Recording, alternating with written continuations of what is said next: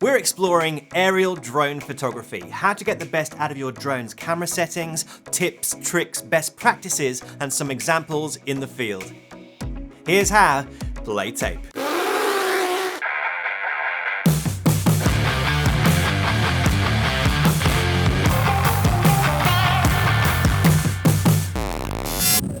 So first, let's get into the drone's camera settings. Okay, here we go.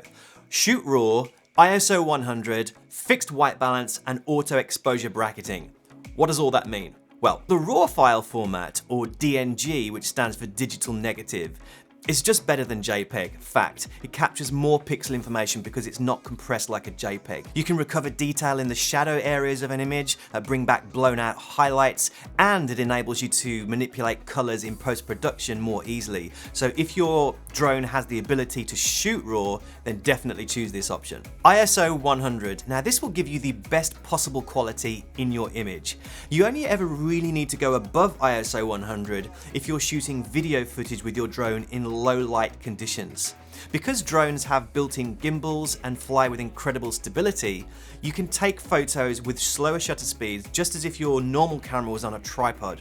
So shoot in ISO 100. Fixed white balance. Now I can hear some of you say, well, if you're shooting RAW, then surely this isn't an issue because you can change white balance in post-production, and of course this is correct. However, if you're out in the field and your drone is shooting auto white balance, you may find that one moment your drone takes a series of images with a Kelvin value of 5600 and then says, oh wait, no, I should have been shooting 2700. Not very helpful when you get back to Lightroom and you've got to say 150 images, all with varying white balance. Fixing your white balance in the DJI Fly app will ensure that there is no change in color temperature and much faster editing. And finally, another setting which I always use is auto exposure bracketing. When this is checked, the camera will take 3 or 5 images in quick succession, all with varying exposures. This is particularly handy for 2 reasons. If you're off with your exposure by say half a stop, then you're guaranteed that one of the other 4 images will have nailed your exposure. And secondly, you can create HDR merges or exposure blended images in post-production. So shoot AEB. Tip number 2 is fly a circle around a point of focus using quick shots. If you're shooting a subject like a building, monument, or landmark, then setting your drone to perform an automatic maneuver like a circle will free you up to concentrate on compositions that you otherwise may have missed. Watching the scene on the screen as the image pans around a subject will uncover some real compositional gems. Abraham Lincoln famously once said, if I only have an hour to chop down a tree, then I'll take 45 minutes to sharpen my axe. Okay, don't take 45 minutes because you'll run out of battery, but you get my point. There is nothing worse than getting home and flicking through your images on Lightroom to discover that that image you thought was perfect was off by about 10 degrees.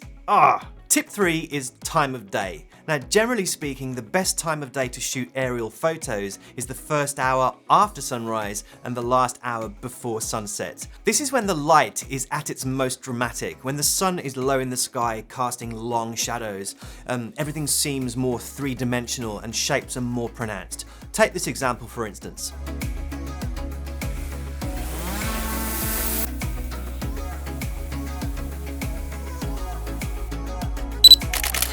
The same subject shot in the middle of the day with flat light, then shot the very next day, 30 minutes before sunset.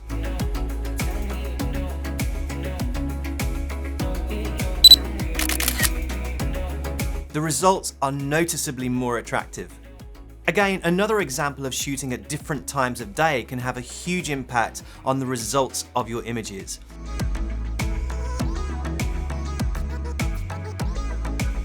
Shooting top-down shots will create interesting imagery with a more abstract vibe that only a drone can achieve. Play around with turning your compositions to see which will achieve the best results. Sometimes the obvious compositions might not always be the winner. You may have heard of the rule of thirds in photography. This is one of the golden rules for composing images. By taking an image and splitting it into 9 segments by using 2 horizontal and vertical lines, we can place key elements of our composition into these zones to create Fail.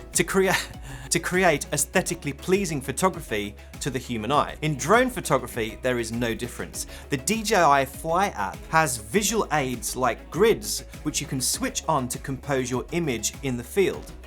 Because your camera has a smaller resolution than, say, your mirrorless cameras, we want to use the maximum amount of sensor area. Using a grid to compose your images in the field will ensure that we crop less in post-production and don't lose valuable pixels. This is especially true if we want to print these images and hang that bucket list shot on the living room wall. Which brings me on to my next tip, which is shoot in the 3:2 aspect ratio.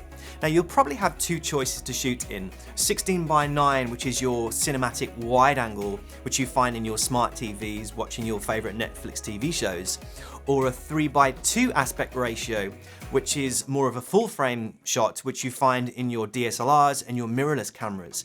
Always shoot in the 3:2 aspect ratio because it uses the entire sensor to capture a bigger image. The 3:2 aspect ratio will give you more compositional choices once you get back home and your images onto your computer. Choosing the 16:9 aspect ratio simply means that the drone's camera is going to crop that image for you, and if you haven't composed your image correctly in the field, once you get home onto your computer, you're not going to be able to restore those pixels because the camera never recorded them. Google Earth is a great way to plan ahead before an aerial photography trip because you can perform reconnaissance flybys of these landmarks and landscapes that you intend to photograph by using 3D mode. Very cool. You'll be able to move around the screen just as if you have the drone right there in person. Finding the best angles and compositions beforehand means that you can fly the drone to that exact spot in the field and capture those epic scenes more quickly and efficiently, leaving more time to goof about. And while we're on the subject of planning ahead, it's usually a good idea to find out if you're allowed to fly the drone where you want to take these photos. A great smartphone app which I use for information on flying drones safely and where to do so is Drone Assist. It will show you no-fly zones, airports, hazards, future planned drone flights from other people or film crews. A very handy info app in your pocket. Tip number 6 is tap for focus. Now the DJI Fly app allows you to focus the camera by tapping on the screen. Even though these drone camera lenses have wide focal planes, you can still be out of focus. If you've taken an image of an object close to the lens and tapped for focus, then going to shoot an object far in the distance directly after may render the image out of focus if you haven't tapped for focus. It's a simple one, but it could save you that masterpiece. Give us a thumbs up by hitting that like button, excuse me, and subscribe if you like what you see. Sounds a bit weird. I'll see you next time. Over and out.